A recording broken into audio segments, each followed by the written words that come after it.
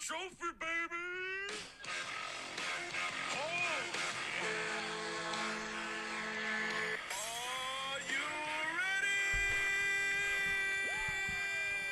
Ladies and gentlemen, this is the main event of the evening.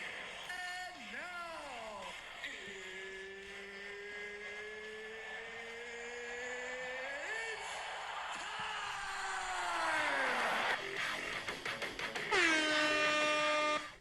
Woo! And this is 90.3 WMSC Upper Montclair, and this is Lifting the Trophy with your host, Connor Naspo and Old Dare Ruiz. Ruiz. It is a special day. It is Super Bowl Sunday, so we have a cool show lined up for you guys. If you guys don't know, Patriots against Seahawks today. Drake May's washed. Drake May was never good. But we'll get into that a little bit later. We're going to start off with the Giants' new hires. We're going to talk about Greg Roman and Matt Nagy, or Nagy, however you say it. Then moving on to our Super Bowl predictions. And then on to the Knicks. Jose Alvarado is picked up by the Knicks, which is not Giannis, but we'll talk about that later. The injury is also with the Knicks. Then to our 4 o'clock hour, talking about the Red Bulls, all the moves that are being made with that. Then into the Devils and our complaints about the Devils, because we've been to a few Devils games, and we'll save that for later. And then lastly, we'll move on to the Yankees re-signing Paul Goldschmidt and about Jason Dominguez. So, there, my good sir, how's your week, bud? Not too bad. Pretty quiet, but very cold. Oh my God, we hit I think -1 degrees last night. Was it really -1 last night? Yep. Oh my God! But the dorm, the heating is. Oh, it's top notch. Oh my gosh, yeah, we're It's sweating like a all furnace. the time. Yeah, today I get into my dorm, and Nick, my roommate, is just in a jacket and sweatpants right up against the heater. It was the funniest thing. Walking, I'm like, bro, what are you doing? But yeah, all right. So the Giants hired former Chiefs offensive coordinator Matt Nagy. Nagy, how do you say his name? Nagy, I think. Nagy. Matt Nagy. All right, we're just gonna go with Nagy, and if we're wrong, well, I don't really care. My radio show. So a little bit about Matt Nagy. You start off with the Eagles, from 2008 to 2012, where he coached with Andy Reid. Because if you guys didn't know, Andy Reid was originally the coach for the Eagles. From 2013 to 2016, he was a quarterback coach with Andy Reid again. Patrick Mahomes with the Chiefs. He spent 1 year as the offensive coordinator there in 2017. And then 2018 to 2021, he was the head coach of the Bears, where he made the playoffs twice. It finished with a 34-31 record. He also won Coach of the Year in 2018. So he kind of finished like 500 with the Bears. You know, he had a little bit of head coaching experience, which is always nice to bring to a team. And then 2022, he went back to the Chiefs to be the quarterback coach. And then 2023 to 2025, he was the offensive coordinator, where he won 2 Super Bowls with the Chiefs. I think it's a pretty good hire. I think it's going to bring things that we don't have to the team, which is always something that we need. You know, I mean, you always want to bring on different perspectives, different tactics to a team. But I've heard a lot of backlash online. A lot of fans don't really agree with this trade, agree with bringing him on. I don't know why. I mean, people say that they just don't really, that they're not too flattered with it. They don't think it's that impressive of a hire. I disagree. We just read his resume there. It was pretty solid. Yeah. I feel like it's gonna work well for us. You know, it's definitely an outside hire. You know, never have any affiliation with the Giants before that. You know, he's worked with Andy Reid, who's a great coach. He's also from Jersey. Hey, let's go. So I guess maybe grew up a Giants fan, Jets fan, maybe. So maybe that'll help out a little bit, and a little bit of pride and passion for the team. By the way, I forgot to mention, if you guys want to call in, 973-655-4256. We're also live on TikTok at Lifting the Trophy, and if you want to support, follow us on all social media platforms if you want to. But yeah, getting back to Matt Nagy. I'm gonna go back and forth between this. I hope you know, but I really like the hire. I think he's going to do well. I think he's going to bring in a new kind of play style. I think having worked with Andy Reid, having worked with a great quarterback like Patrick Mahomes, also a Super Bowl presence, you know, he's won the Super Bowl twice with them, so he's been there, done that kind of guy. I think he's, excuse me, I'm burping. I think he's going to command respect right off the bat. You know, immediately he's going to come in, he's going to kind of show people what's up. Because I feel like you walk into a locker room, But you want your players to respect your coach right off the bat and listen to him and believe what he's saying. And I feel like kind of having a offensive coordinator with this resume will do exactly that. Same thing with John Harbaugh. You know, he's got a big resume. He's already a respected coach, and I feel like players will rally behind that really well. Mm-hmm. Well, what do you think about that? Huh? Well, why do you think there's such a big backlash on him? I mean, who are the other prospects? I don't know, to be honest with you, because I've only really looked into the head coaching. Mm-hmm. Because the only reason I'd be upset if we passed on someone better, but That's true. Yeah, I mean, I don't think we did particularly. Like, I don't think this was like a second stringer that we kind of brought in. I think it definitely had a lot to do with Harbaugh. Or this one didn't have to do a lot with Harbaugh. Yeah. But they also brought in a quote-unquote high-level assistant, Greg Roman. He worked with both Harbaughs. He worked with John Harbaugh first with the Ravens, 2019 to 2022. He's the offensive coordinator with him.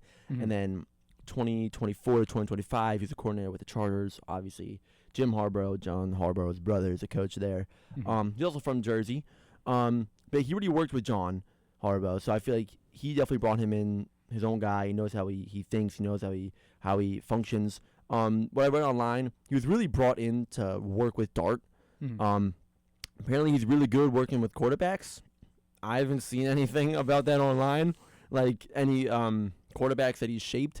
I just might not have done my research well enough. Mm-hmm. This was like 12 o'clock Saturday night, so I was pretty exhausted. And I was kind of just like copy and pasting things from like, I don't know, Wikipedia or like ESPN.com. Just like, I gotta get this show stat sheet ready.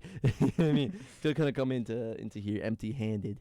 I think he's gonna work well with John Harbaugh. Mm-hmm. I trust Harbaugh. I have no reason not to trust him yet. So I feel like him bringing in his guy, I feel like it's definitely a good thing, because one, it gets John Harbaugh a little bit more comfortable in the team, because you know everyone's human. Going into a team where you don't really know anyone, everyone's gonna be kind of, it takes a second to acclimate into that environment. But I think having your own Dune here with you is gonna be a great addition. Mm-hmm. You know, I feel like it's really gonna work well with the team. I feel like I kind of liked what I was reading in his play style. But yeah, and also I like his name, Roman. I like the name Roman. But yeah, so that's our high level assistant, Greg Roman. You got any thoughts on that, or are we gonna move on? We can move on from there. Move on. All right. The next hire, we've had 3 hires by the Giants right now. Don Aptoni. I don't know. I gotta learn how to say these names, man. Like, I was in my room sounding it out. I don't know, because names are pronounced so weird, so I never really know. Don Aponte?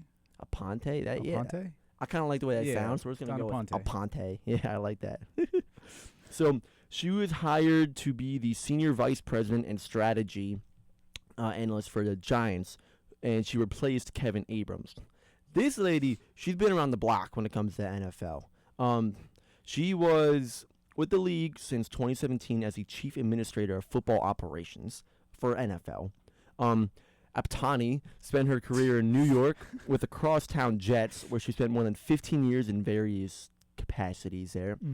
She's a lawyer by trade, but Aptani made a career in football.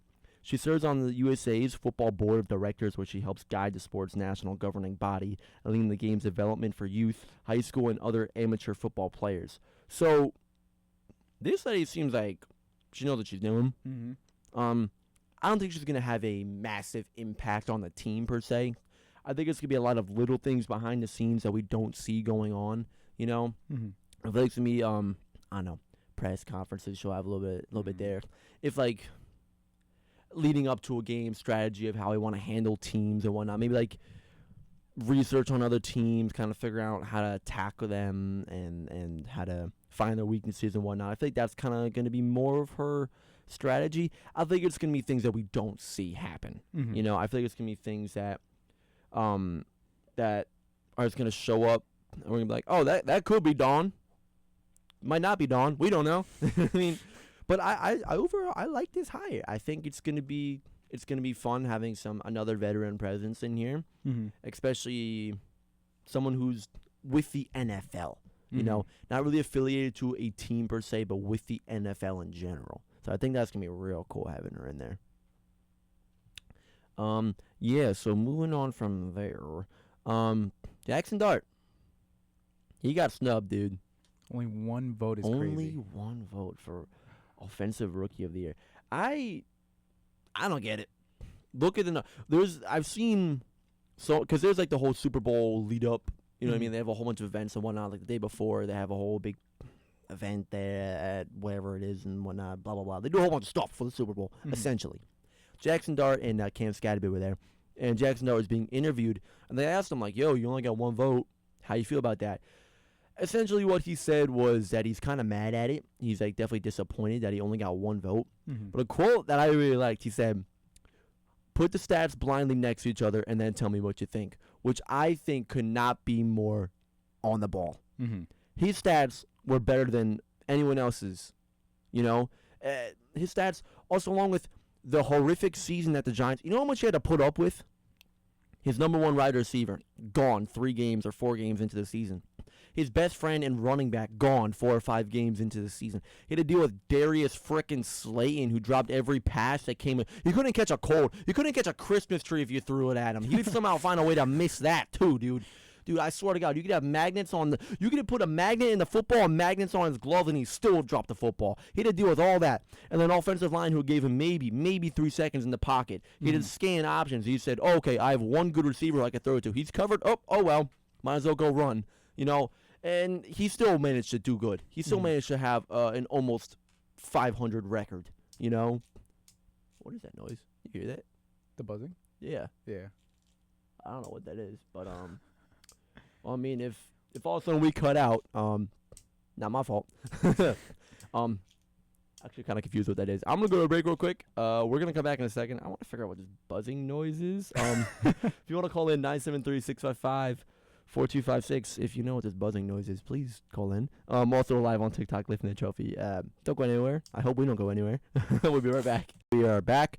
We figured it out. So the headphones, what it is, in the studio, we have these like little dials that mess with the headphones, so you could kind of hear yourself speaking almost and hear like callers and music if you're doing a music show.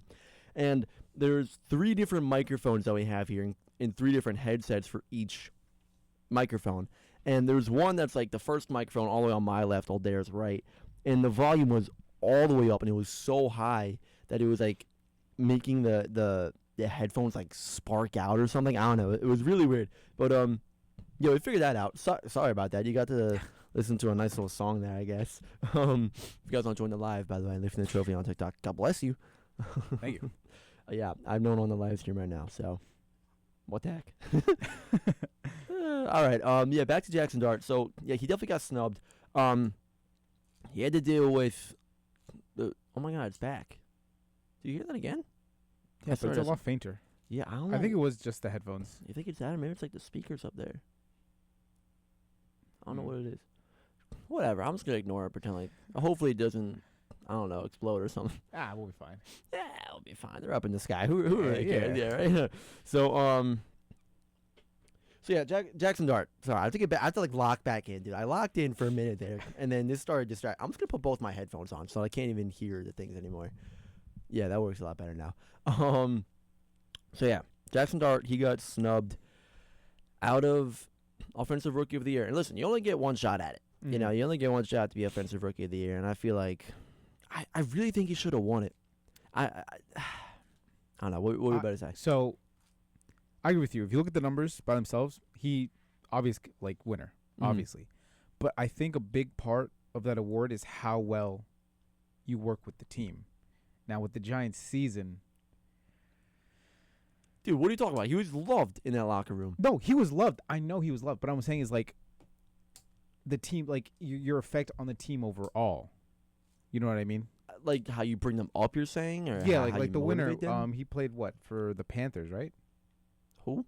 The winner played for the Panthers. Oh my gosh, I forgot the guy's name. Tara McMillan. I think that was a Panthers. It was the Panthers, or it was no. Oh wait, was it? I don't. Was it the Panthers? No. Yeah, it was the Panthers. It was the Panthers. Yeah. I feel like they were totally irrelevant this season. No, they did pretty good this season. They didn't even make the playoffs, bro. Did they? Did they play better than Giants? Yeah, they played. But okay. Okay. All right. There's All that's right, something. all right, But we get okay, it. I'm not trying to dog on your team, but that's also something you have to take into account when giving the trophy.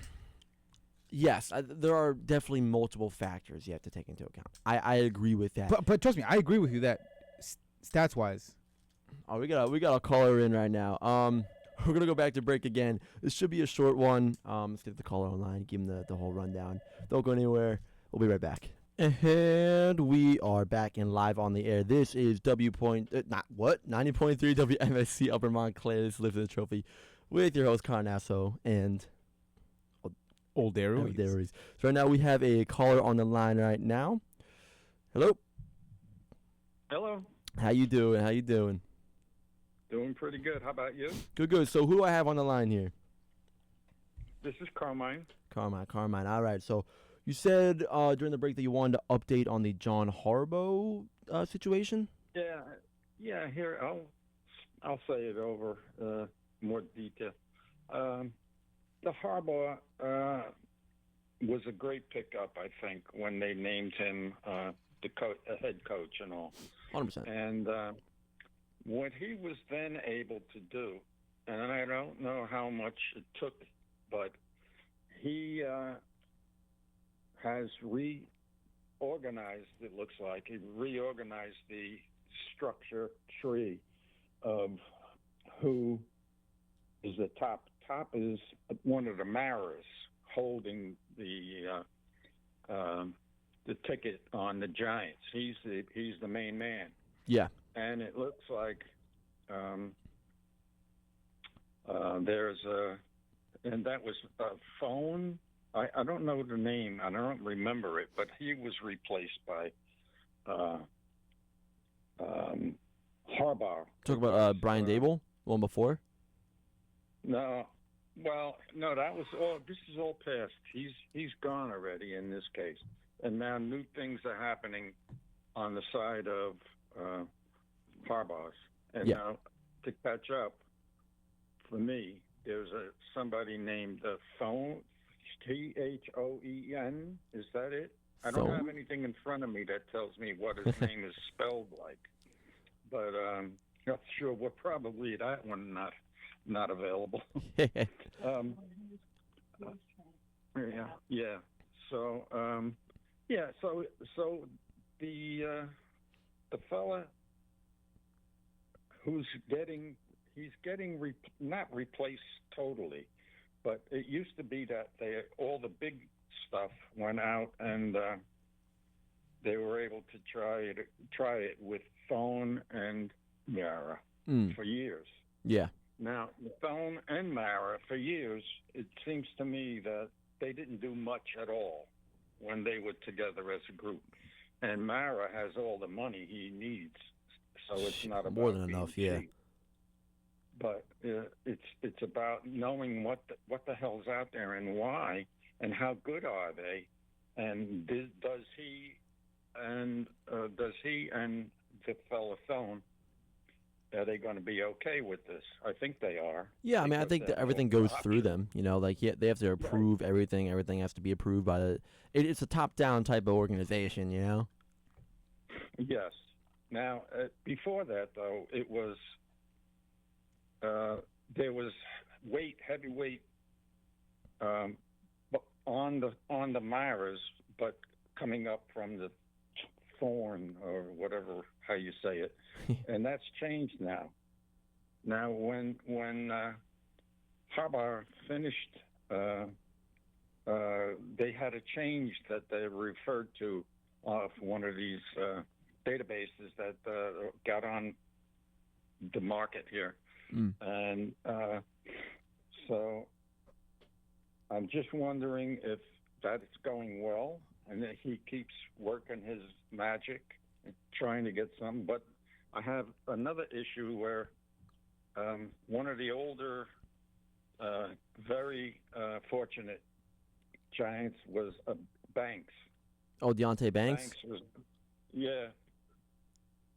I don't know. This is a linebacker. Yeah. Defense. Yeah. You remember Banks? Yeah. He seems to have called in and not agreed quite a bit.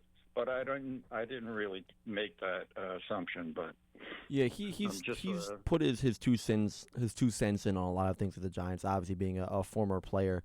I Yeah. think some of the stuff he was saying had substance to it, but I think a lot of it's just kind of him beating his chest at some spots and trying to be a Debbie Downer all the time. yeah, Which I don't really. that's right. I don't need all that. You know what I mean? I feel good about the Giants going into next season. I don't need Deontay Banks killing my vibe. You know. I really don't know what his first name is. Is it Keontae? I don't know. I think it's I think it was Deontay. even, it was a normal name. I'll get it later on. Yeah. I'll call you on the side. Yeah. So, and how is it going now with the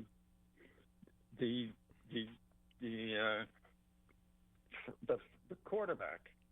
Oh, Jackson Dart. Yeah, we were just talking about him before you called in too. About he only got one vote for Offensive Rookie of the Year, which, they was saying how he understood. I think he should be Offensive Rookie of the Year. I think he had an amazing season. I think the stuff he was put up against really was a struggle. I think he kind of fought through a lot of adversity with that too, and it came out the other side even better. You know. One of the things that looked like, if it was true, it was a good thing. It was referring, what's his name, the quarterback, and Harbaugh, the head coach. Yeah. Have a communication every day of the week. Now, that doesn't mean they're going to show up at the house or this or that. Well, they might just speak on the computer stuff. And Yeah, it's important they be done with communicate it. for sure. Yeah. Yeah. I think So, that happens with a lot of coaches too, because I know that Yeah. even coming into the Giants, that's a big thing. Was, hey, look, we have this shiny new rookie quarterback that you get to mold however you want and form an offense around. You know, that was the big thing. Exactly. Also, like in the Titans too, because they have Shador Sanders there, so that was also their big shiny new toy that John Harbaugh could go in and take. But I think our shiny toy is better than their shiny toy. I wonder how Bugaboo is doing too. He's another Bugaboo? Who? Who's- Scatterboo. Oh, Scatterboo. Who's Bugaboo? Bugaboo? We got he's Bugaboo now. Yeah. No, he's Bugaboo now. Bugaboo. Yeah, we did. All right, so that's about it. I don't know if there's any other things that we hadn't discussed prior. Awesome. I appreciate you calling in. Yeah, that's what I called in for, just to catch up. Yeah. But, All right. Well, I appreciate it. yeah. All right. Have a good one. All right. Bye-bye. All right. So that was that. Yeah. A lot of stuff there. We're gonna go on a quick break again because I think there's another caller. I have to figure out. There's a lot of stuff going on right now, guys. This is like a really unconventional start to the show. Only be a minute. I gotta figure out if there's another person on the line or not. So yeah, give it like a minute.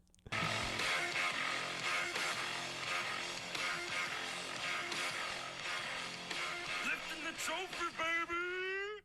All right, and we are back. This is 90.3 WMFC, blah, blah, blah, blah, blah, blah, blah.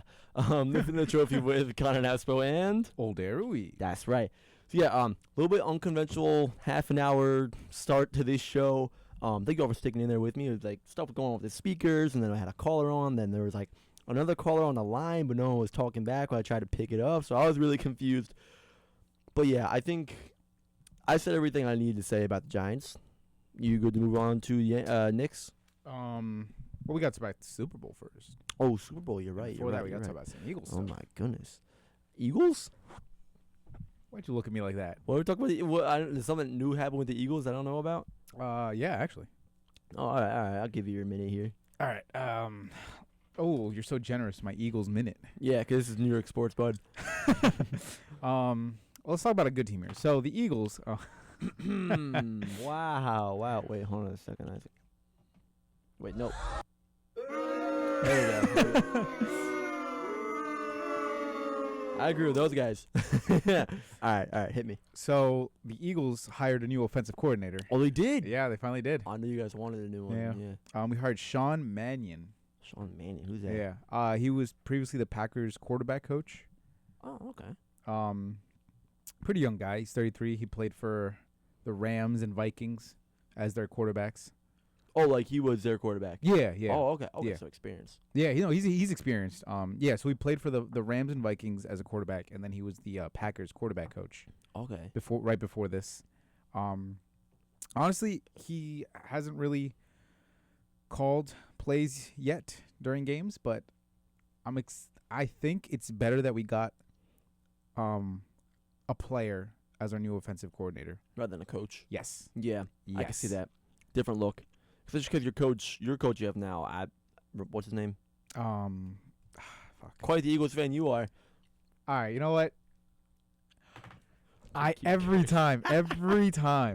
At least once an episode, I'll dare a curse. We'll release we're gonna start a Patreon and release. Page on just release Dare cursing and compilation of it. Having a player, I think, would be a nice contrast from your coach's point of view, because I know your coach is very offensive heavy, right? Mm-hmm, very. So I feel like it'd be nice, because correct me if I'm wrong. This guy, the Rams, they're a very high octane offense usually, right? Yeah. I'm assuming it hasn't changed with hit fast, hit hard. exactly. I feel like that's definitely an Eagles kind of play style there. Mm-hmm. Hit Well, fast and hard. we've been lacking a little bit in that area. So I guess this could be good to kind of bring it back then. Yes, I'm very excited for that because we have the defense. It's just if we can't score, then Yeah, you can't do anything. exactly we're not really doing much. Kinda like the Devils right now. Oh, tell me about it. Oh yeah, we'll get to that. Don't Oh, worry. we will get to that, Got a lot to say there. especially after the last game. Oh God, that was so embarrassing, man. Oh my God. We'll get into How far was that goal? Like halfway down the ice? The last one? about the open net one. Yeah, I don't count the open net goals. The open net goals, I don't do. count. That one hurt. Well, because That one hurt. listen, they're always gonna score on an open net goal. When you pull the goalie, most of the time they're Well, gonna we're gonna say that. score. We're gonna say that. We're gonna say that. Yeah, We're gonna yeah, say you're that. right. We're You're gonna right. say You're that. right. You're right. You're right. But yeah, that was Sean Mannion on the team. I think we actually have a shot at the Super Bowl. Well, okay, let me not say that yet. I hope for a shot at the Super Bowl again Every next year. team hopes for a shot at the Super Bowl. All right, but we actually have one. Anyway, Hey! Look at this shiny new toy we got, Jackson Dart. Not that senior citizen Jalen Hurts over there. I think Push. We Someone have- pushing his tush in a wheelchair down the senior citizen hallways. we have a shot. And I think because AJ Brown. So he really wants to leave the team, really bad. You guys want him gone though, right? Yeah. Things are tense with him and the team. I want him gone. He wants to be gone. I think we should get rid of him. Yeah, mutual agreement there. But with this new offensive coordinator, I think he might stay on for another year, just to see what this Really? guy can do. AJ Brown? Yeah. Yeah, bro. That's on you at that point, man. If you're complaining about it next year, Because there's no talks about there's talks about getting rid of him, but there's no official Also, too, you have to wait until the Super Bowl. As Yeah, well, when the season true, officially but- ends to really make any moves player wise. I don't know where he would go. That's the thing. And I get that's not our problem, but I mean, someone will pick him up. I mean, some little team will want a wide receiver who won a Super Bowl already. You know, true. 'cause he was on the Super Bowl team, right? Yeah. Yeah. So I mean, that's definitely a selling point for sure. Veteran presence, been there, done that kind of guy. You know, I feel like he could definitely go for some good money. If he goes on a new team and catches balls you wouldn't believe. Ooh, yeah, you'll hear it here first. Don't worry. Oh, don't you worry. I will get him into this station and they come answer for his transgressions. Speaking of people bringing people to the station, we have next week we'll have Fatan Bauta, and the week after that, I'm working on a surprise guest I haven't even told O'Dare yet, but affiliation with the Yankees. I'll tell you Really? that. I'll tell you that. Actually? I'm not even joking. I was working out today. Today was my little brother's birthday party this morning, and Happy My- birthday, Logan. yeah, my Babbo knows some guy from the Yankees, so trying to get in contact with him. My Babbo said he's up for it, so I'll call him up. I'll see if we can get him on here, but not gonna tell you yet. So yeah, you've just been stay working with tuned. the Yankees for what, 20 years now? What's it like selling peanuts for them? selling peanuts for him. How's it? What's it like? Cleaning the bathroom, Yeah, Yankee Stadium. unclogging the urinals there. What's it like dealing with a bunch of drunk dudes fighting each other? But yeah, all right. Moving on from that, we got Super Bowl today. Quickly because we have a lot of stuff to talk about. Yeah, It's already at 3:40, bro. Okay, yeah, quickly. Who you got winning tonight? I'm thinking it's gonna be the Seahawks. Yeah, likewise, It's- Seahawks. yeah. I think it's gonna be a 10-point difference here. Yeah. I'm betting well over. I'm betting Drake May throws a pick. Mm-hmm. I'm betting Seahawks score first. Okay. I think passing touchdown too. I don't think they're gonna run it. I don't think it's gonna be a running touchdown. I think it's gonna be a passing touchdown. No, I think the Patriots are gonna score first. Really? Okay. Yeah. Just because I think the Seahawks want to see what kind of game they're gonna be playing that day, That's true. and That's then true. after that, I think it's over. You think it's just like one touchdown? That's it. Yeah. Yeah. if that even. Well, because the Seahawks defense has been amazing Yeah. this Yeah. year. And the Patriots offense has been mediocre. Yeah. Yeah. Really, what they have going for them is their coaching staff. Yeah. That's what really got Mhm. them here. And I feel like they're gonna. I feel like the coaching staff is gonna show up big. I feel like it's either Oh. gonna make or break it. Here's the thing: this game is either gonna be the best Super Bowl we ever watched. It's gonna be close, played horribly, and we're gonna be mad every other second, or it's gonna be a complete blowout by the Seahawks. You know what? Yeah. Yeah. I can't even argue that. That's And I'm hoping for the first one. I want it to be like a really close game because then it'll be entertaining. You know what I mean? Not All of our true. friends who are non-football friends that are going to be at a little party tonight, they're actually going to be entertained. I mean, like Gavin and Keith there really think they're going to be watching this football game. I if think it's a they're going blowout? to be entertained by us. Watching the football Yeah. game, yeah. Also the free food that we're getting them. Oh, right. Yeah. Yeah. I'm excited for that. We got to go get some chicken tendies later, man. Oh, don't worry. Everything's planned. Don't you worry. All right. You got food? Don't you worry. You got food? We got a plan. Are you sure? Yeah. This party's going to be pretty good. I don't think you have a plan at all. That's the plan. I don't know. Okay, because here's what I'm thinking, right? Yeah. Right after this, one of us has to go and claim the 7th floor lounge. Because for all my listeners who don't know, there is one lounge there's 3 different lounges in Freeman Hall. One of them has a kitchen, and one of them has a TV that works, and that's the 7th floor. I'm thinking that everyone's going to be wanting to take this 7th floor lounge, so right after this, someone's just got to go and set up shop there. Like, we got to camp out there. I mean, it's a 6:30 kickoff, and we end the show at 5. True. So if someone sits there, the other person we go and get the boxes from Freeman Dining Hall, and then the other person goes out, like Andrew would probably have to go out and get like chicken tenders, and we have to get a cupcake. Because if you don't know, Oh, true. yep, we can't say it on there because I don't know if Andrew's listening or not.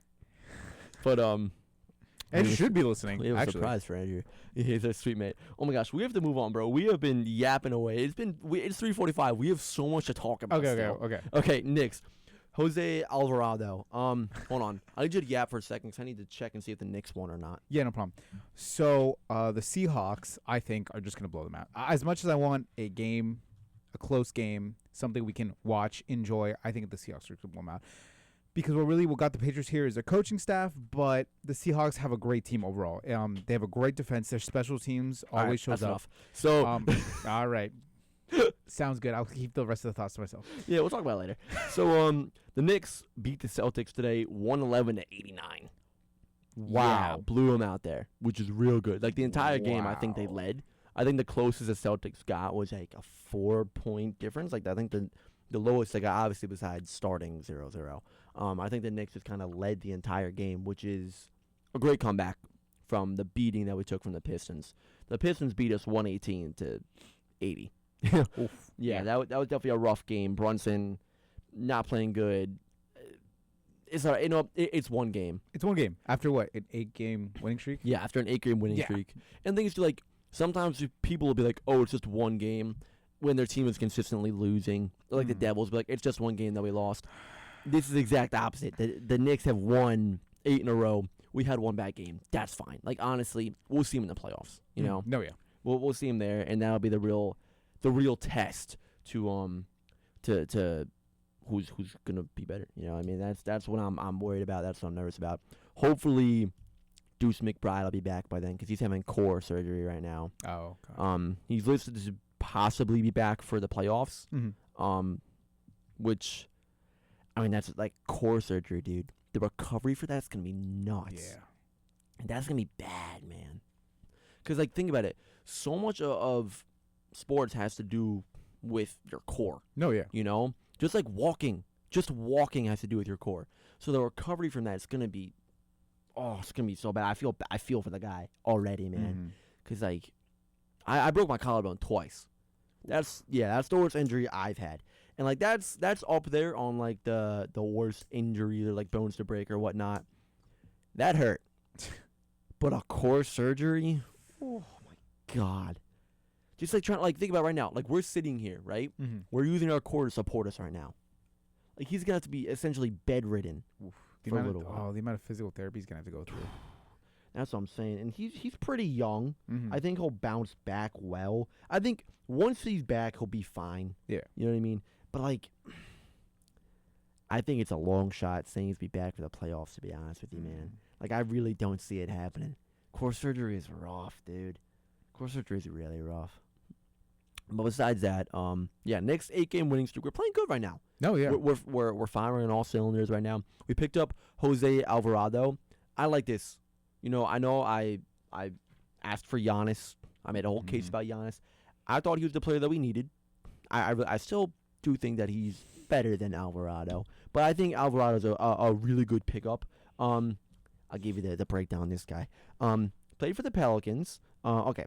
We traded Jose Alvarado from the Pelicans for Dalen Terry and 2 second-round picks and some money. So I think it's pretty even trade. 2 second-round picks. I think we're going for it this year. I think those picks, they had to go. You know, I think that they definitely had to go. So yeah, Alvarado played for the Pelicans. Oh my gosh, tongue twister there.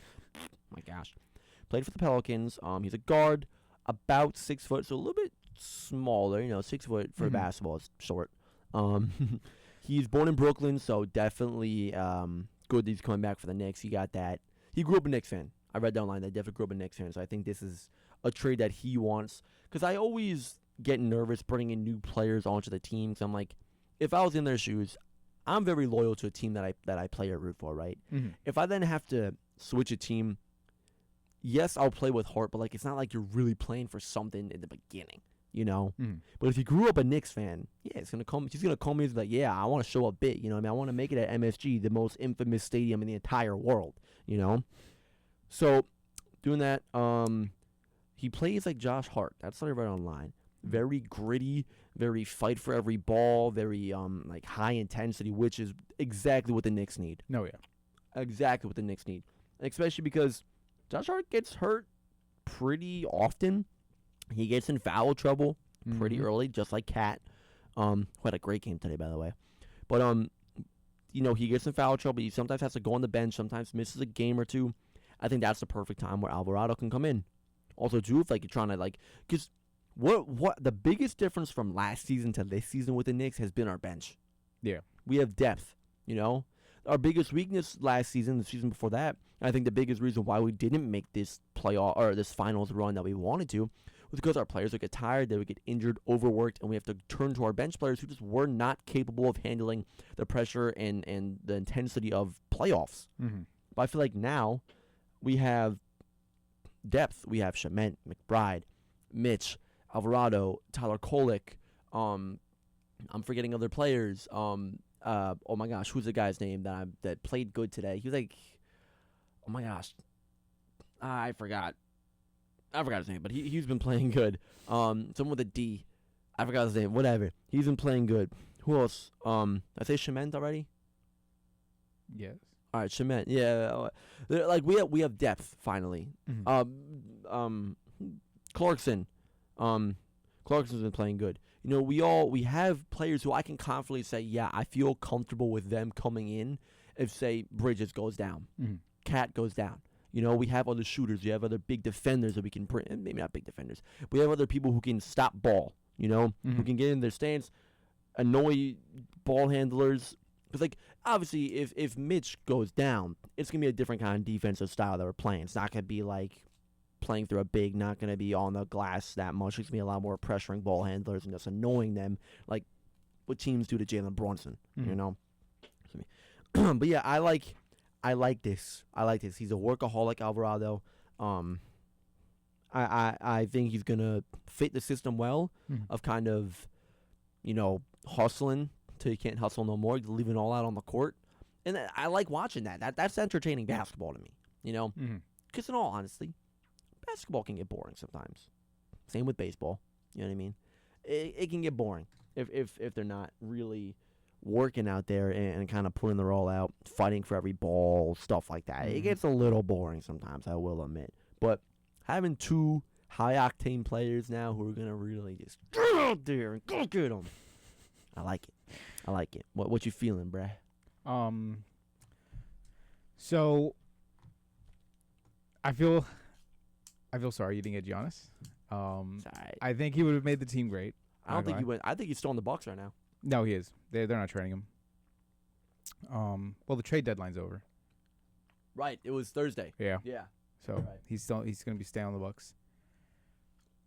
But I think it's good that you have, I guess, essentially a second heart on the team now. Yeah. Especially with his surgery. All right, dude, I'm gonna be so real with you right now.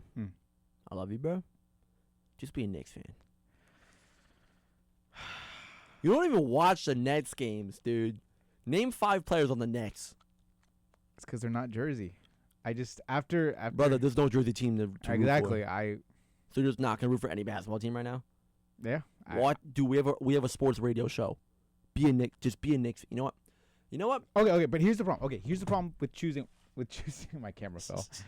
Here's the problem with choosing a team.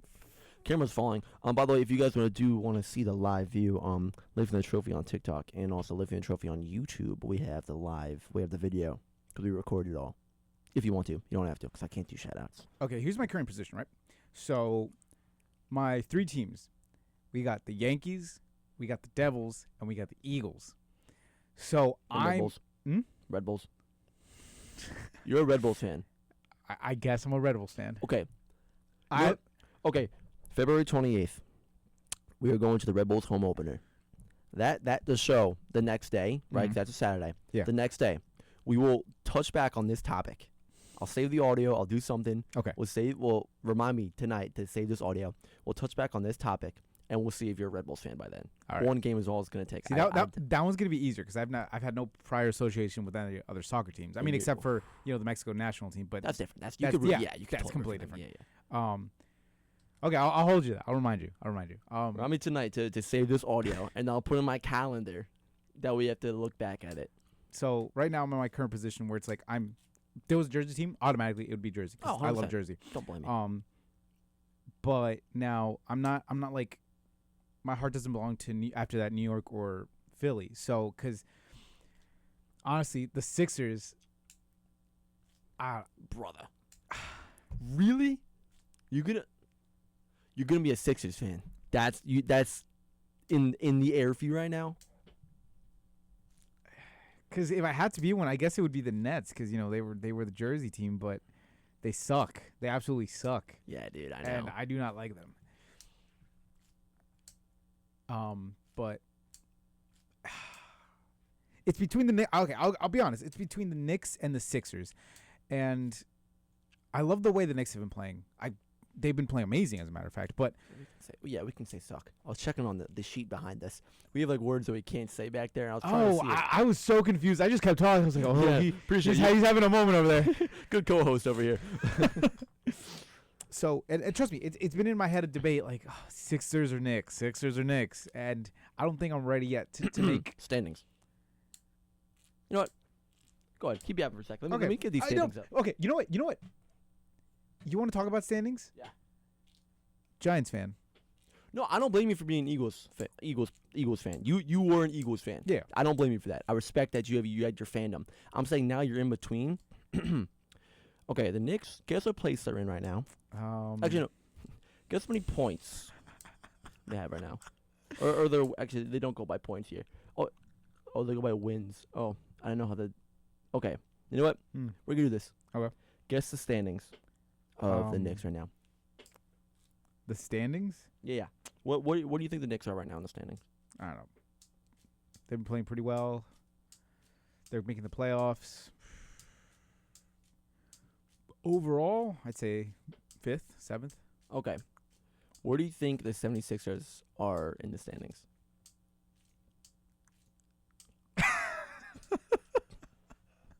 What do you Don't think? look at me like what that. do you think the 76ers at are? me like What do you? Okay, I'll tell you this. In our division, Okay. our conference, 15. There's 15 teams. Yeah.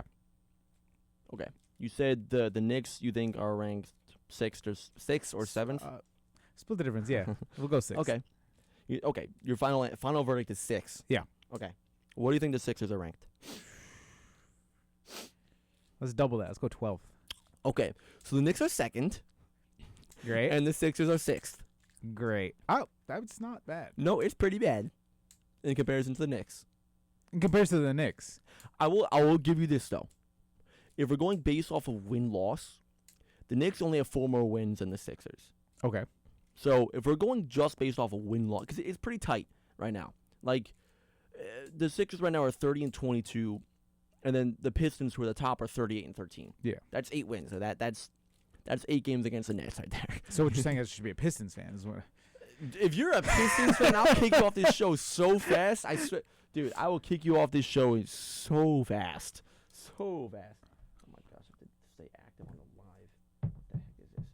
What keep talking for a second. I have to stay active on this live. The only again another big deciding factor I guess for me is availability of the games, because I'm not going to be able to go many Sixers games. You know, it's what 2 hours from here. Something like that. And dude, I mean, to be fair, you're not going to be able to go to many Knicks games with the price that they are. Oh well, yeah.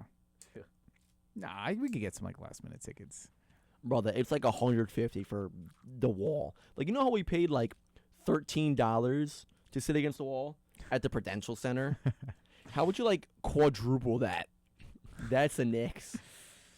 For like, and that's a game against like the Nets True. or like the Pacers. Whoa, oh my gosh. What? Dude, the Pacers suck. Excuse me, I keep hiccuping. No, you're I did not know the Pacers were dead last. dead last. Yeah. Wow. They were hold on a sec. They were in the cup last season, right? Yeah. Yeah, it was them and the Thunder. Mm-hmm. Oh my god, what happened? Oh my god, Pacers fall off, gotta be studied, bro.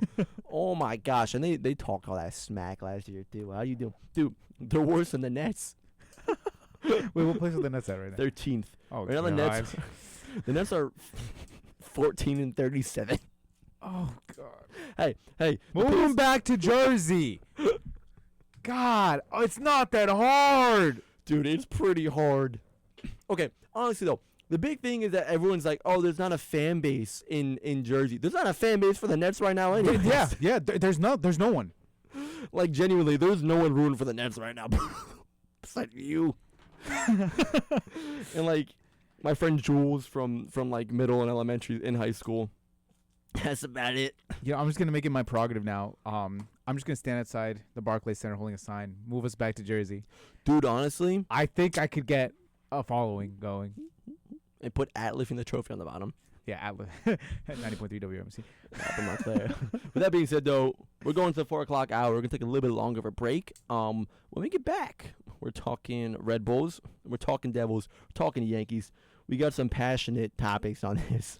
I think we go Red Bulls first, and we do Devils, and we cool down with the Yankees. yeah. The Yankees will cool us down because they've been doing all right recently. If you do want to call in, guys, 973-655-4256. I'll say it again, 973-655-4256. We're live on TikTok if you want to interact live at Lifting the Trophy, LIFTINGTHETROPHY. I think I missed an E in there or something. I don't know. But yeah, don't go anywhere, guys. We're gonna listen to a nice song, "Evergreen Misery" by Mathaka. It's 3 minutes and 14 seconds. And there's gonna be a moon landing, top of the hour. PSA. I don't know. Yeah, don't go anywhere. We'll be right back. Lifting the trophy, baby. Oh yeah. Oh yeah.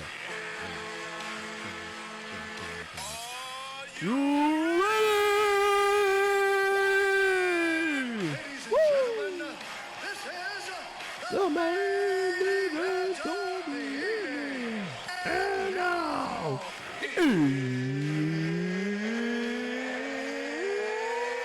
it's time! messed up. Okay. This is 90.3 WMSC. Upper Montclair. And this is Lifting the Trophy with your hosts, Connor Aspel and Old Ruiz. if you guys want to call in, the phone number 973-655-4256. One more time, 973-655-4256. We're also live on TikTok, Lifting the Trophy. Join if you want. So we got done talking about the Knicks, about NBA, everything like that. How apparently the Sixers are a lot worse than the Knicks. Apparently, who would have thought? What? Also, actually, speaking on the 76ers, they just lost McCain. Wow. Remember they traded away McCain, was kind of like their star point guard. My friend Riley, he's a huge Sixers fan, and I saw him posting on his story like all these horrible like, oh my gosh, I can't believe he left and whatnot. So yeah, that was that was that. Also, the Warriors did get Porzingis too, which is a massive trade. Mm-hmm. That's a massive trade. All right, so now we're moving on to the New York Red Bulls, Rojo Toros. We're actually talking about there's soon-to-be fandom with the New York Red Bulls. I told him one game is all it's gonna take, and if he doesn't fall in love with him there, I'll accept the L. Okay. Here's the deal. Here's the deal I'll make you. I'm so confident. All right. Yeah. If you don't fall in love with the Red Bulls after the first game, I'll allow you to be a Philadelphia Union fan or NYCFC.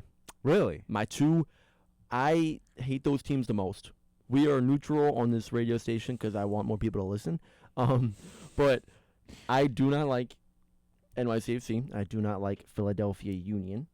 So I'm so confident that if you are not in love with the Red Bulls after one game, you feel I give you full permission if you would like to become a fan of one of those two teams.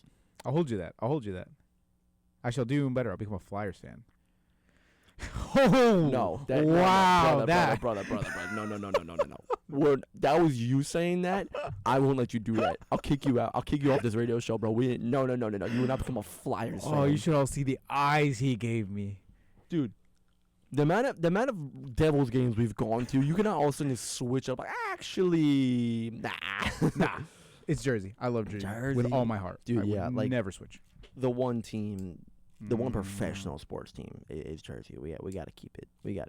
All right, but I'm gonna hold you that. Trust me, I won't go into that game with I'm gonna go with an open mind. Dude, I'm telling you, it's gonna be crazy. We might tailgate a little bit. I'm working an audition that morning. So I asked my professor if I could leave at like 11:30, 12. We're not gonna tailgate or anything, but if we leave by 12:30, should give us plenty of time because it's like 20 minutes away.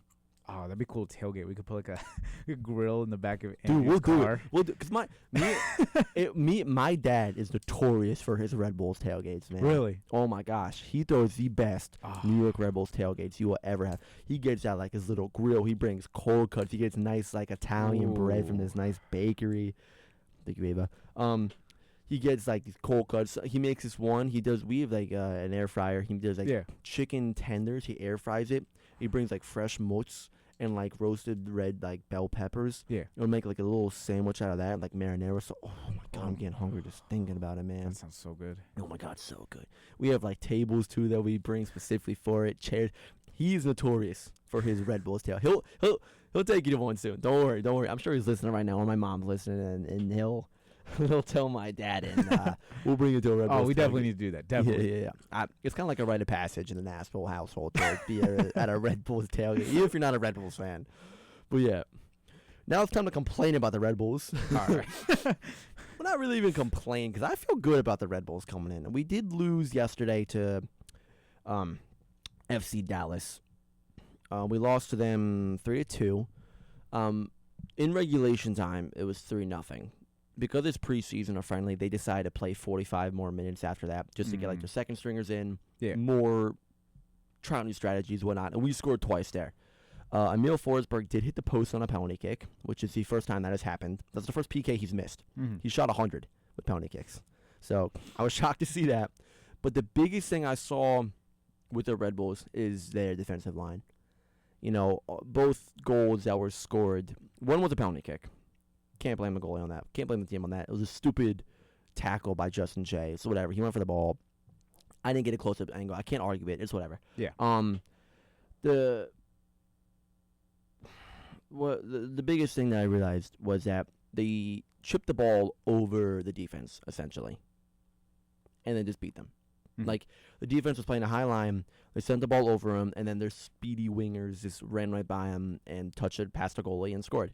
And I mean, that's what happens when you get rid of Sean Nealis, Noah Ayla, and Reyes. Well, Reyes was gone the season before, but Noah Ayla is like 6'4".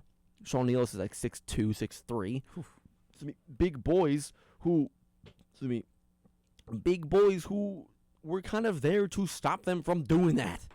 Stop them from chipping it over and just sprinting. That was kind of what they were there for, because they're giants who they don't even have to jump. They just get domed in the head because they're that tall. And now we have, 5'10", Dylan Nealis, my height, essentially. And listen, he's not a short guy, but in comparison to 6'4" Noah Ayla, who got traded to Bristol, by the way. We'll talk about that. Actually, no, that was last week. That would talk about him being traded to traded to Bristol. What's up, everyone in the live? There's a lot of people in the live right now. What's up, squad? Like the live. Like it, por favor. But yeah, that was the biggest thing. I think we're starting to solidify a personality, an identity on the team. It's speedy. It's like that, oh, look, there's a ball, go get it type of vibe. You know what I mean? Yeah. It's kind of like get on the pitch and just run like you're mad at the turf. You know what I mean? It's kind of like you get these kids who just have unlimited energy, kids that just never grew up. You know what I mean? Toddlers just have unlimited energy. Yeah. It's kind of like we get players like those, and we put them on the field, and we say, you see that ball? Go get it. Go get it. Run. Here's a Red Bull. Go crazy, kiddo. And just kind of give them a pat on the butt and send them off. But yeah, I kind of like that play style. It's entertaining. But the downside of that is, hard counterattacks, sending the ball over our defensive line, which has been the talk of the offseason. What are we going to do with our defensive line? We don't have depth, really. We have players who are not center backs playing center back. I think Dylan Nealis, Justin Shea, neither of them were center backs. They were listed as wingers. I know Dylan Nealis mostly played left back, right back. Sorry, we had what's his face, Edwards on left back, which I don't know what happened to him. I don't think he played. I don't think he started. He's not that good though. I'm not a huge fan of Edwards, but with Dylan Nealis, I think he was playing center back, or Justin Shea playing center back, and it's just like we have players who are not built to play that, because it takes a certain mentality to be a center back. It's a protective mentality. When you step up, when you drop back, how you cover for someone who's how you cover for your winger who's maybe pushing up, how you shift the defense to get in line with a ball that's being played down the side. Because the biggest thing, you typically have 4 defenders, right? And what I learned from my soccer days, there's different ways to pressure the ball, right? Say we have an attacker coming down on the left wing, right? Or for their right wing, our left wing, right? Yeah. The way you do it, left wing pressures, right? Left mid, center back, whatever, kind of backs them up, and then the center back backs them up, and then right backs them up. It's kind of like a diagonal line going backwards, right? So in case the ball gets played over, you could step in. If they step up, your center back can come in behind them and back them up. And then, if they're coming down the middle, it's kind of like a 1-2 situation. It's almost like an umbrella. Yeah. You have one of your center backs step up, and then your other center back, and then your left or right back steps in behind them to kind of help defend so they don't just get dribbled around, right? Because the offender dribbles around that center back, you then have one of your winger or one of your left backs or your other center back that could step in and step up on the ball, right? And then, if they're smart, they'll play the ball wide because they're drawing the defenders in, and then it's a cross, and then your other back comes in, whatever. But the point I'm trying to make, you have to have a certain kind of mentality to be a center back. You grow up being a center. Center backs are center backs for life, pretty much, because you run the defense. Yeah. You say, hey guys, step up, drop back, watch out for the offsides. You're also there most of the time. You're the one clearing crosses, clearing out corners. You know what I mean? You're the one that's backing up your goalie if he comes out. Your left and right back, especially with the Red Bulls play style right now, they like to press them up. They like to have them join the attack, kind of like the Devils defense right now. We like to have them join the attack. And that's very similar to what the Red Bulls are going to be doing this season. That's why I think we're Kyle Duncan. Mhm. You're not going to know who this player is. He was on the team last season. He was good. He was a great player. Mhm. Kind of like that hothead Brooklyn kid. Loved him. I really liked him. But he would join the attack often, right? He would Yeah. kind of sprint up the sidelines. Perfect example of this, John Tolkien, JMI, right? He went to a bigger and better league, bigger and better team after the Red Bulls. He was on our team for about 2 to 3 seasons, right? Yeah. He was real good. Lefty, played left back, real good player. He would constantly play the ball up, run up along the sidelines, take down everyone in sight, and go up and play the ball in, and then we score. Well, we would never really score, but he would play the ball in. Point being, he joined the attack really often. He joined the attack really well. Mhm. Those are the kind of players that we're going to need again, because when he was on the team, we played a very, very, very similar play style of energy drink soccer, as we like to label it as, which teams try to replicate. Mhm. It works for some teams. It doesn't work for some teams. I think this team is going to work. Cade Cowell, Ruvalcaba. We have those two on our wings. We have Emil Forsberg kind of in the center. We have Choupo-Moting at the top. I feel like that's going to be a great attack. I feel like you're going to be a high-scoring team, Mhm. and we're also going to give up quite a lot of goals. Because I feel like our defense is just going to get bled through, man. I feel like, and we have a good goalie. I forgot what his name is, but like you can't rely on your goalie that much. Yeah. Like you can't put it all down on your goalie. If you do that, there's something wrong. I mean, Cornell, Robles, 2 insane goalies. Robles is my favorite Red Bulls player ever. Luis Robles, that is. He's definitely my favorite goalkeeper, Red Bulls player ever. But yeah, I'm excited for this season. I hear a lot of things talk about, all the moves that were made in the off season. I appreciate the moves. I appreciate a new management team coming in immediately, showing their imprint on the team, putting their foot in the door, saying, hey, we're here. This is the team we want. This is our team. It's no longer Sandro Swartz's team that's just with a new head coach. Mhm. This is Michael Bradley's team. This is Michael Bradley's style. His team, his players that he brought in, right? Mhm. And I appreciate that. I do. I like a complete change of pace. And with that, it's going to take time. It's going to take time to really get the team to connect because it's so many new players. Mhm. It's so many new players. And it's going to take time for them to work it out. And I'm not going to lie. I think we're going to lose more preseason games than we're going to win. Mhm. Just because this is the time to we're just going to go trick on them. You know what I mean? We're just going to go try stuff out. We're going to go try out different things. We're going to try out different strategies, different play styles. We're not play styles, but we're going to try out, how the chemistry works. I mean, Getting the nothing team- wrong with that. There's nothing wrong with Yeah. that. And I feel like some fans might be kind of disappointed seeing the Red Bulls lose preseason games. Preseason game. Am I saying this enough time? Preseason games. I don't think it's that big of a deal. Mhm. Okay, obviously, yeah. I would love to win preseason games, come in hot, come in confidently.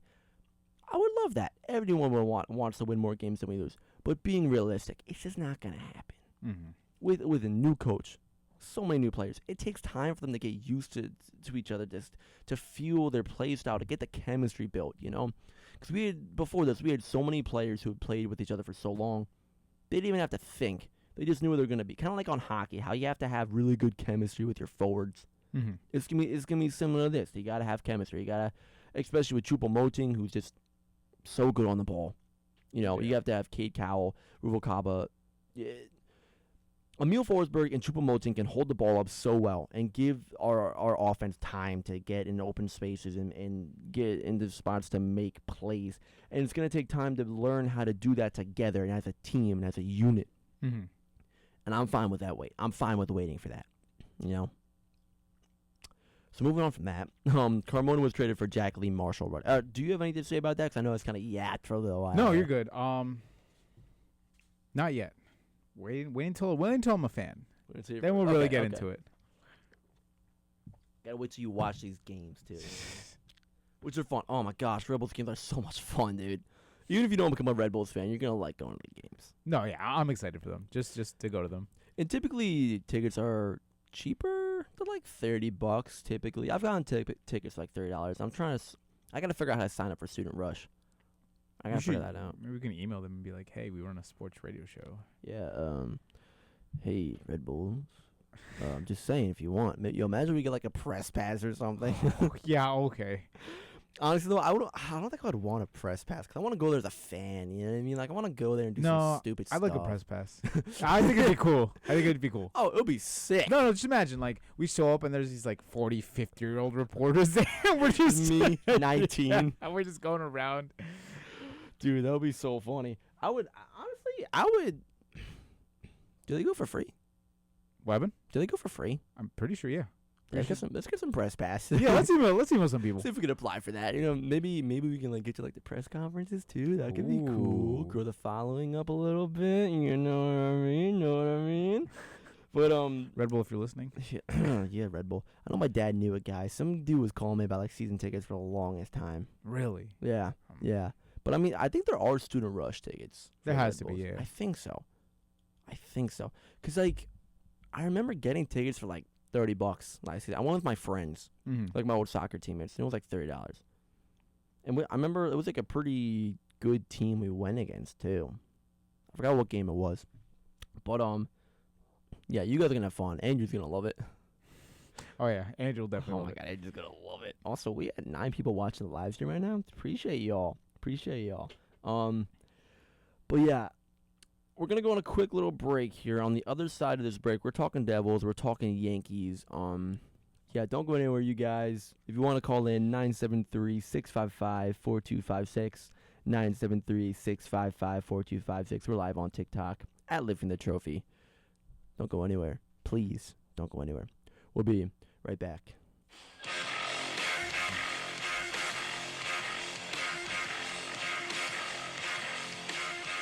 Trophy, baby! God, I love that, dude. I love that intro so much. I feel like we need to do, we need to add the oh yeah to it. Oh, we do. I feel like dun, oh yeah, lifting the trophy, baby. We'll work on it in the studio. We also got to make a jingle for the phone number. Oh my gosh, dude! Imagine we make a jingle like a barbershop quartet jingle. Oh, the 4 of us in a barbershop. Wait, oh my 3 god, 4 of us. We get Andrew. Yeah, Andrew, Ava will take the high part. You could take like the tenor. Are you tenor? I can do tenor or bass. All right. So I can go low. I'm like a baritone. I can take like the middle line, but I also have no pitch relevancy. So Andrew can do mezzo soprano. Oh my gosh, wait a second. Oh, I forgot to do. All right, we're gonna take one more break. Although I'm gonna send you something when we get to the break. Okay. Today, my Aunt Karen had like this stupid laugh, and I told my family that I would play it on air when we got back. Oh, okay. I forgot to, but my mom just reminded me in the live. By the way, like the live, please. I need more followers, guys. I need more followers. What were we talking about?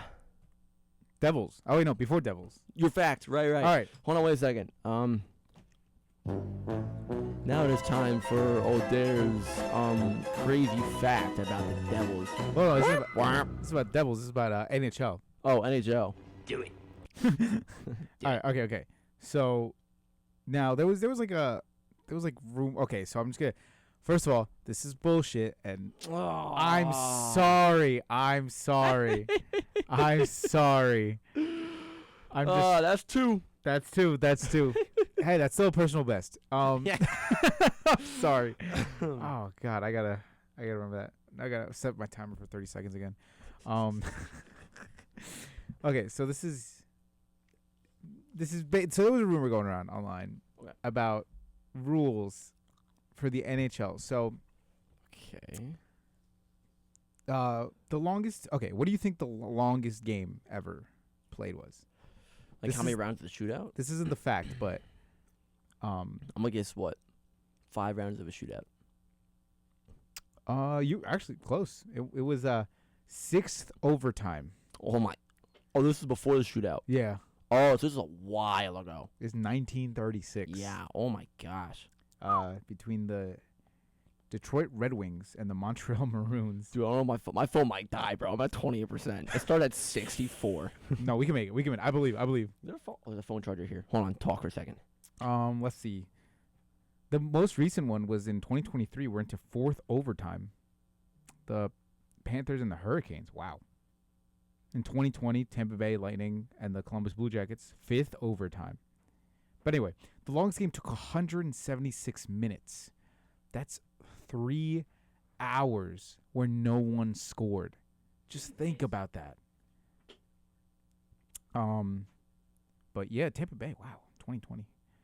Fifth overtime. Anyway, I thought it was later than that. Or earlier than that. They changed the rules, but I guess not. No, 2023.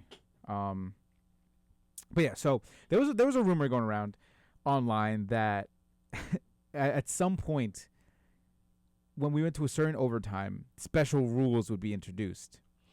Now, the first one, let's see if you can guess what it was. The first one is if the NHL game goes to sixth overtime, what do you think happens? Sixth overtime. Fight it out. I wish. Dude, that would be so entertaining. Imagine. Yeah, you got to pick a player and they both got to fight it out. Dude, low key, I would pay money to see that. So it was rumored that if it went to sixth overtime, they drop the second puck. What? You tell me 2 pucks at Two one pucks time? at once. Dude. Imagine that. Honestly, I would watch that. I don't know if I love that or hate that. No, see, dude. because then they have to like decide how many players to put on each puck. What do you mean? So, for example, let's say one team has three players on one, 2 players on the other, but now the other team reverses it, so now it's a 3-on-2. But you also have 3-on-2 the other way. You know what I mean? Wait, so it'll be like 2 sets of 3-on-2. Yeah, 2 sets of 3-on-2. Describe this for me. I can't envision it. So you it's really about the players are now have to keep track of both pucks. So it could be crazy because you could have 4-on-1. Meanwhile, So you're talking like one side of the ice could have like 4-on-1. 4-on-1, and the other side also has a 4-on-1. And it's like whoever scores first. Okay, hear me out. What if they get possession of both pucks and just bring it down and then shoot at the same time? Oh, wow. Actually, You I can't didn't even miss. think about that. Yeah, you can. Well, you shouldn't. We're talking about, the Devils, but which we'll talk about that in a second. They could suddenly miss, but I would pay to see that. That would actually be interesting. I think be great for the viewers, but I think they should implement something like that. Just something that would, because imagine going to sixth overtime, especially that Red Wings game that no one scored the entire game. But that was just a rumor that was circulating online. Someone posted it on X. So, but they followed up. They doubled down. They were like, per rules, because they added like a comment on their own comment. In the event of a 7th overtime, Oh my god. which has never ever happened in 3 NHL pucks? history, what do you think happens? 3 pucks. 5 pucks. Yo, what? That's just shooting practice at that point. 5 pucks are in play, and a face-off is taken simultaneously at all face-off circles, with each team playing 15 players at once. Hold on a second. There's 15 players on the ice. 30 players on the ice. No, I don't like that. No. Imagine. I can't see that, bro. I can't see 30 play. Dude, you can't even score. Just stand in front of. Just make a wall. Yeah, just make a wall of that. Oh my god, dude. Actually, that's if you have time to make a wall, because the 5 pucks, you have to keep track of all 5 pucks. Okay, hear me out. If the other team makes a wall, just slap shot it. Just dome all of them. Just get all of them on the floor, like crunching their knees, like God. Ah! Oh my god, that'd be great. That'd be horrible, actually, but so funny.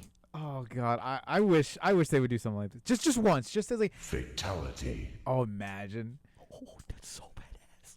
Damn it. And so if you're hearing just one game, one just Dude, I did it. I said it. I said a no word. Bad ASS. oh, that's 2-1. Wait, hold on a second. Okay, so we're at 2-1 for no words. Yeah, no, I can't say Yep. it. Dang it. All right. Ah! Well, we're 2-1. That's okay. That's okay. All right. Damn. 3 for 1 episode. Look at this guy. So he triples down this anonymous. Someone's rumor got to take this spreader. guy's account away, man. So, rules for an 8th overtime. What do you think? You get a third team in there, bro. Bring up an AHL team. They pick. Imagine they just start picking people from the audience. Can you skate? No. I think that You're in. draw it out, bro. Like, No, let the coaches fight. So this was the big rule. Coaches fight. The 2 head coaches come on the ice and just fight. Oh my god. I'm sure they'd want to at that point. Yeah. They want to get the thing over with. So this was the big rule that like was circulating around the internet and making headlines, and it's all just completely a rumor. So for an 8th overtime, which again has never happened, Yet. after 7th overtime, the 8th overtime, a sealed letter inside a REM envelope comes out, and then it's opened, but no one knows what's in it until we hit that 8th overtime. Okay, so like the guy right now is the only one that knows what's in Yeah, it. whoever put the rules in the envelope is the only one who knows it. It's only allowed to be opened in the event of an 8th overtime. And well, okay, here's my question then, right? You have an 8th overtime, right? Mm. It's extreme hypothetical. 8th overtime, you open the envelope. It goes viral on social media. Everyone knows what this mystery rule is. Yeah. The same night, another 8th overtime happens. The coaches see it, plan for it. Do you change the rule? Like, is it another rule? Is it like a new rule every time? That would be based on what the rule is. Because the rule could be something like you open the envelope and it's flip a coin. Dude, at that point, man. At that freaking point, man. Oh my gosh. Or on it, or generally it could be pick one person, fight it out. Yeah. Get Brendan Dillon up there. Oh yeah, easy. Because if it's the flip a coin one, you can't really prepare for that. That's just Heads luck and at that tails. point. Yep. Yeah. The fight one, that you can prepare for. Here's the thing, too. Okay. Moving back to soccer for a minute. Yeah.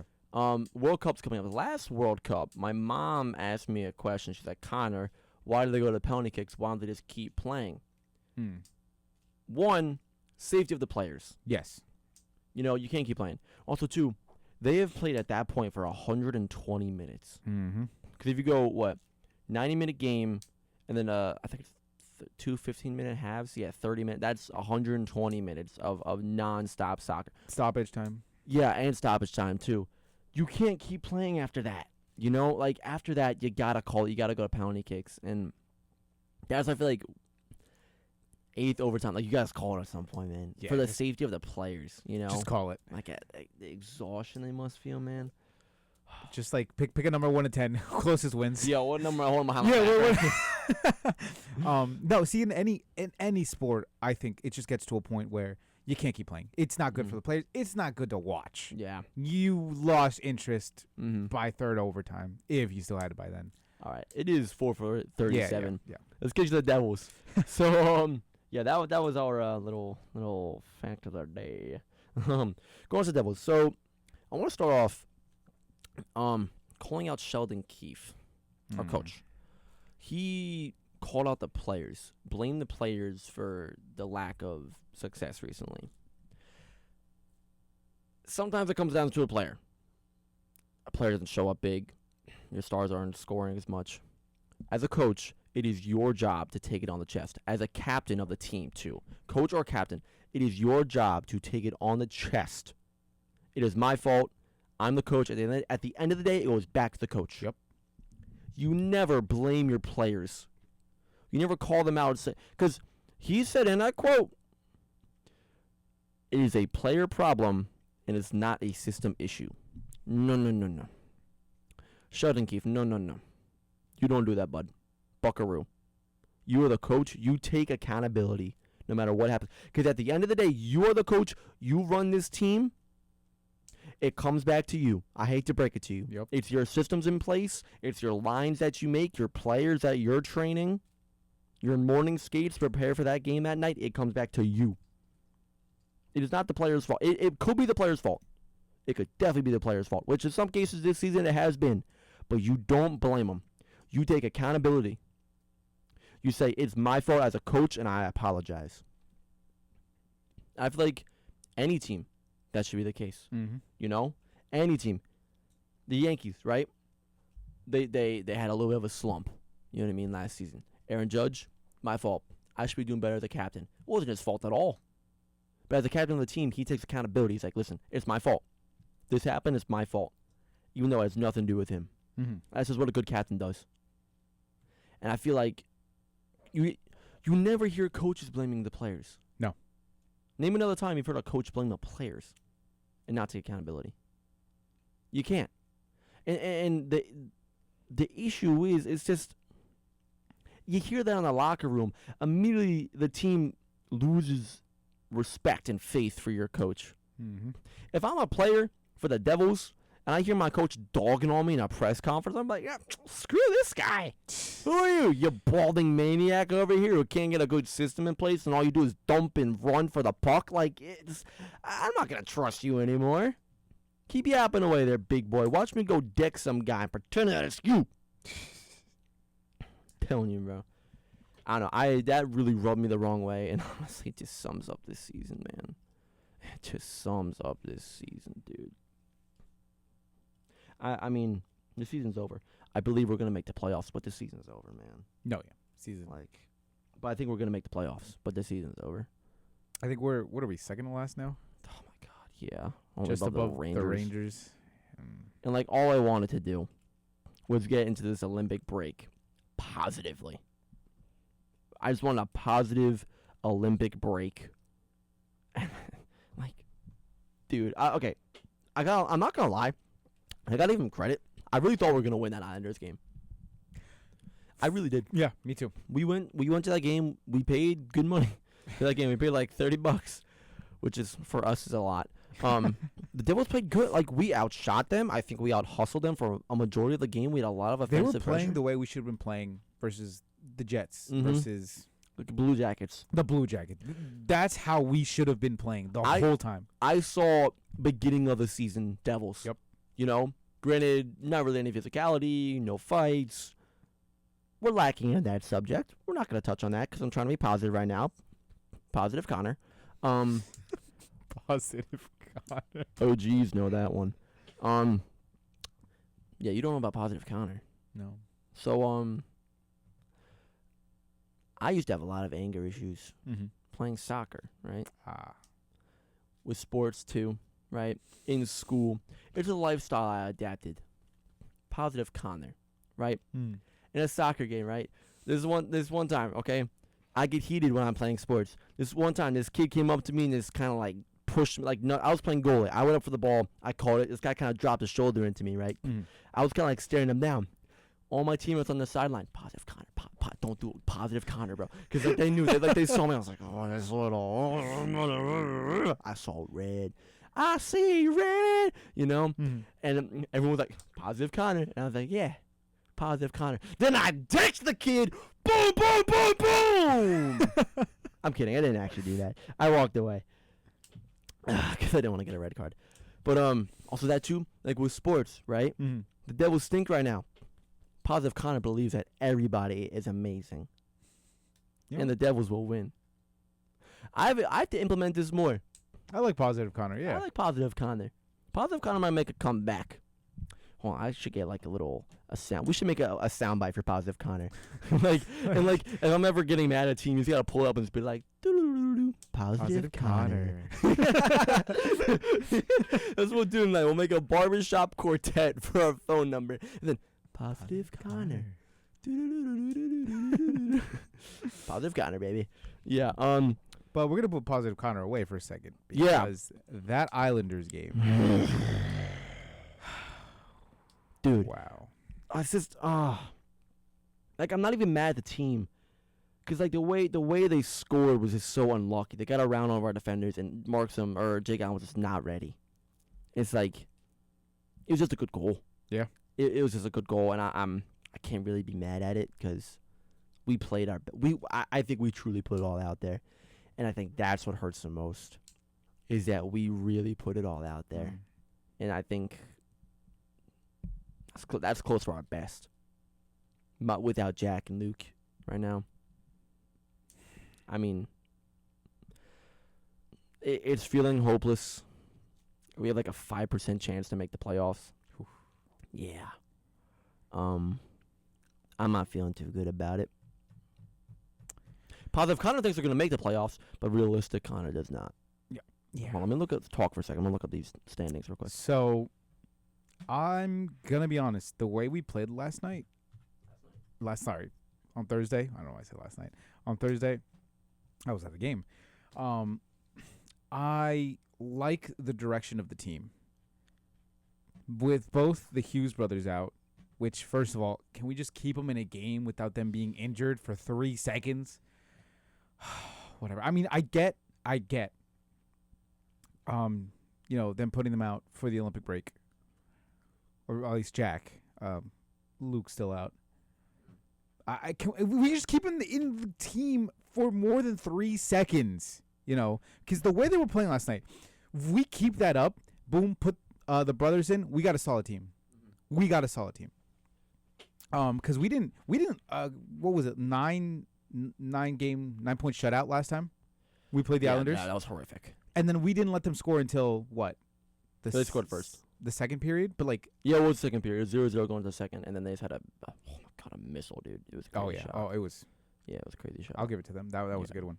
But even then, just think about that. That transition from 9-0 to not letting them score till the second period, and even then, it was only what, 1-3. Yeah, and I don't really count the open goal. I don't count open goals really, because they scored, but like it was an open net. They could shoot down from. If I'm being honest, we started walking out when that goal happened. I don't think you understand. They poured salt into a wound that was basically across my chest. That's what that last goal was for me. That's what that last goal was. Yeah, dude. It was a killer. Because it was from, I think, halfway down the ice. And like we were getting shots on goal. Like I thought we were about to score, man. I felt it. I thought so too. I really did, man. We should get Wingstop tonight. Ooh. I'm so hungry. No, we can't. We can't, because then everyone's gonna want Wingstop.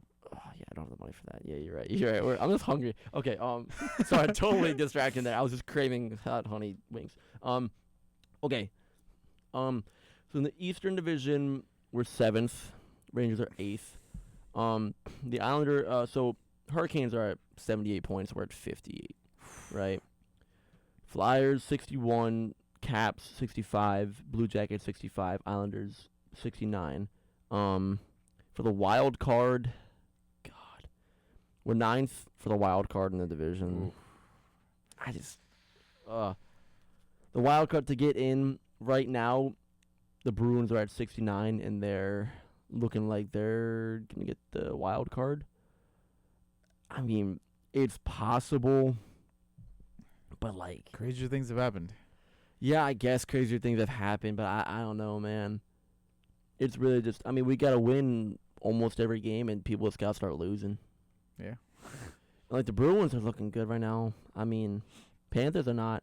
Maple Leafs will get good again. Senators will get good again. Blue Jackets, I think, will fall off. Yeah. I think I'm positive for the games after the Olympic break. Because if the way we were playing, if they take that mentality, take this break, relax, like, work on what they were doing in that Islanders game, tweak it a little bit, because it definitely needs some tweaking. Yeah, I think we come back from this Olympic break, we're gonna be golden. I think too, a lot of players are in the Olympics right now. A lot of players are getting different views of the sport. A lot of players are getting different, coaching right now, which they could definitely bring back. Especially if a team does good. Like, hopefully USA does good. Hopefully Switzerland does good. As long as we do better than Canada. Yeah, as long as we beat Canada, I don't care. Actually, the women's hockey beat Finland like 5-0. Really? Yesterday. Yeah, it was crazy, dude. Yeah, it was crazy. I think nuts. Canada and Switzerland played yesterday too. Did they? Women's? Yeah. Who won? I can't remember. I didn't catch the rest of the game. It's probably Canada. Yeah, it was probably Canada. Women's or men's? Women's. Yeah, the men don't play until the 12th, I think. Okay, that's the first game. Yeah, I didn't know when they play first. But yeah, hopefully they do good. They come back with fire underneath their tuchus, We can only hope. Yeah. All right, we're gonna go to a quick break real quick. We're gonna end off the show talking Yankees. Yeah, we're gonna have a. I promised my mom I would do this laugh thing, so I'm gonna send it to all day right now. And don't go anywhere, you guys. We'll be right back.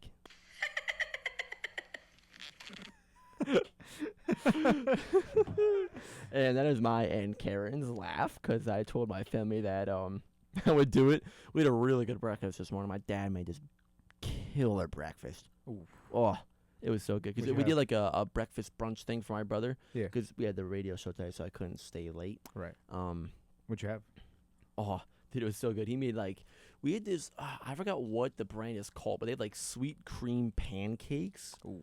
He made like chocolate chip ones and blueberry ones. And he made like these eggs, but he put like scallion sour cream into it or cream cheese in it. Mm-hmm. Oh, dude, you gotta start putting cream cheese in your eggs. It was amazing. Then he made like tater tots, bacon, sausages, cut up some fruit. He made his own fresh made whipped cream, made coffee, and for like our cake, he made like cinnamon buns. Yeah. With like the frosting on it, dude. Oh my god, I love my dad so much. He's such a good cook. Like he genuinely he knows how to party, man. Like he knows how to host, you know. And like every time, that's like his thing. He knows how to host like no one else I know, man. Every time like we have people over, he's got like appetite. Like he had Ritz crackers, brie, and some jelly. Ooh, we don't eat like that. Like we don't eat fancy like that. You know what I mean? We're not a brie and jelly family, you know. But I guess this morning we were. I don't know. I liked it, and we had good coffee. Dude, it was great. I saw my family watched. Oh yeah, luge on the Olympics, like the luge. Oh, the luge. Stupid is that? Like this. Okay, how can you be good at that? Cause you just lay You back just sit and in go. a thing, yeah. Like I don't know. I think it's pretty dumb. The one I'm interested in is curling, actually. I think that's so dumb, bro. Like curling can get pretty intense. I'm not gonna lie. I mean, it gets intense, but like I watch, I was like, dude, this is like the stupidest. Okay, sport. but for someone who can't skate like me, that's like the one Winter Olympic sport that I can get behind. I can do that. Yeah, I can do that. I can sweep. I can mop the floor pretty well. Yeah.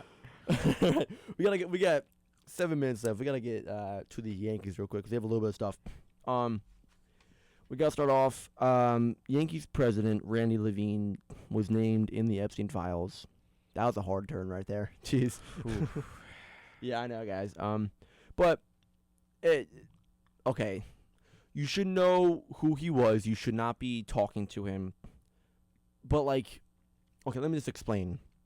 So he was mentioned one time, one connection, 2010, regarding a business deal. Not that kind of business. He was listed in a quote fund overview, so I guess Epstein kept track of his money and his name was just in the funding because I guess he gave money to him. Which you know the guy, you know what he do, especially being a big man, big name like this. You know, owner of or president of the Yankees. You should know what he's doing. You shouldn't be interacting with him. But document lists individuals involved. The overview. Document lists individuals involved in a quote activist growth fund focused primarily on the disruptive intersection of technology and media. End quote. He was also listed alongside several other people. So this is no Steve Tisch situation, but still not a good look for the Yankees. To be fair, I didn't see much reporting around it. Mm-hmm. I tried to research. I found one article covering it. So, like, I don't think this is a major deal like how Steve Tisch was, because, like, everyone knew about Steve Tisch. Yeah. That was a big story that went around. I haven't heard anyone talk about this yet, so I guess you heard it here first. Yeah, definitely not a good look. You know who Epstein is. You shouldn't be talking to him in general. But yeah, let's move on from that. It's our job to report the news of the team. So we're moving on. Yankees re-signed Paul Goldschmidt. I like it. Yeah. I like it. Solidify. He was great at first base. He's a good player, veteran presence. I didn't know that he has this much of a resume. Let me read you his resume. Right? Okay. So last year, played first base, batted .274, 10 home runs, 134 hits in his career. Yeah. he was an MVP, 7-time All-Star, 4 Golden Gloves, and 5 Silver Sluggers. Wow. Since when? Yeah. Since when was this guy this good? Like, listen, he's all right now. I mean, like, he's fine now. Nothing to go cry home about. But I mean, like, since when was Paul Goldschmidt him? You know what I mean? Like, I was shocked to read all this. I was like, am I reading the right thing? I mean, it was ESPN.com, so I was like, yeah, I guess it's true. But I'm glad they brought him back. I think he's a good piece. Yep. I know they're working on Ben Rice at first base because I know they wanted Wells behind the plate. Wells is a great catcher. Great at stopping the ball. I know they want Ben Rice at first base. I know he's working over the off season to get better at first base. But now signing Paul Goldschmidt, I think one that's just gonna motivate Ben Rice more. Iron sharpens iron. I heard that on Seeing Red the other day, and I like that. So I was like, I'm gonna use that this week. His name is Gustav. I think credit where credit is due. But or Gustavo, sorry. But yeah, iron sharpens iron, and I feel like, you know, with Paul Goldschmidt here, you know, I think it's only gonna make Ben Rice better, and I think Paul Goldschmidt will help him. I think he'll kind of show him the ropes. Here's how you do, like, scoop the ball off the floor, because he's good. Paul Goldschmidt's like, yo, listen, No, yeah. if you throw it near me, I'll pick it off, which is what you want. Mm-hmm. What you want me out there 'cause the sun you want. What you want me starting stuck inside your dome. What you want me feeling good to be alive. Say 175, 175, 175. That was Legally Blonde, by the way. I played Grandmaster Chad and Warner last year in a workshop production of Legally Blonde. Oh, I can't sing, so that was really fun. I've seen that production too many times. I actually have only seen it once. When I was in elementary school, I went to the middle school to see it. No, I saw it, I think, 4 times over the summer at different. Like professionally or high Playhouses? schools? No, like I saw it at. Where did I see it? It was Cranford, I think. High school? No. These are like not professionals, but like not high schools. Like Regional or community? Community, I think. Okay. I can't really remember where, but I think Cranford. It was in Cranford. That's pretty good, though. Yeah. So, yeah. Got Goldschmidt back. We have 9 Yankees that made the Baseball World Classic teams. Go down the list real quick. Judge and Bendar, Team USA. Love it. Judge is also captain. Yep. He's captain of Team USA. Yeah. Sorry, my mind went to the Olympics for a second. I was like, wait a second. But, yeah, Judge is captain of USA. Bendar, obviously, amazing pitcher. Made the team too. Doval, Wells, and Rosario, Team Dominican Republic. I'm excited to see that. Dominican Republic is always good. Cabrillo went to Panama. Cruz and Elmar Rodriguez. I think he's a minor leaguer for the Yankees. Team Puerto Rico. Then something that shocked me. I did not know this. Jazz Chisholm, Great Britain? He's at Great Britain? He's English?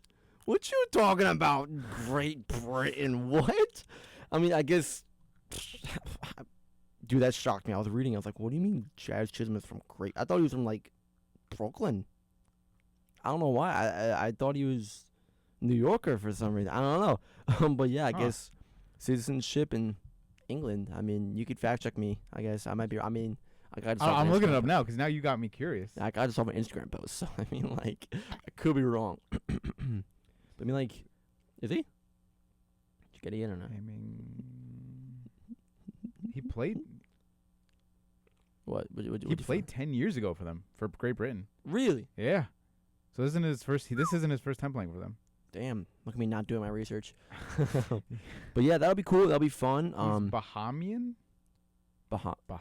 From the Bahamas. Yeah. But Great Britain citizenship. I think the Bahamas are a territory of Great Britain. Oh, is it? Don't quote me on that. I don't know. I'm dumb, so I don't know this stuff. I don't know anything about geography. So, but if I think that means that Bahamas are a territory of Great Britain. That'll make sense. Cause I don't see him being English. Like I've heard him speak. He doesn't have like an accent or anything. Yeah. But yeah. Last thing before we wrap it up. Jazz Chisholm. Nope. Jason Dominguez. Sorry. Last thing before we wrap it up. Jason Dominguez is likely to start the season in AAA. You're telling me you're putting Jason Dominguez in AAA before you get rid of Anthony Volpe? What are we doing? What are we doing anymore, guys? What Aaron Boone, dude? Jason Dominguez is a good player. He's good. Anthony Volpe is not a good player. Nope. He's no bueno, no good.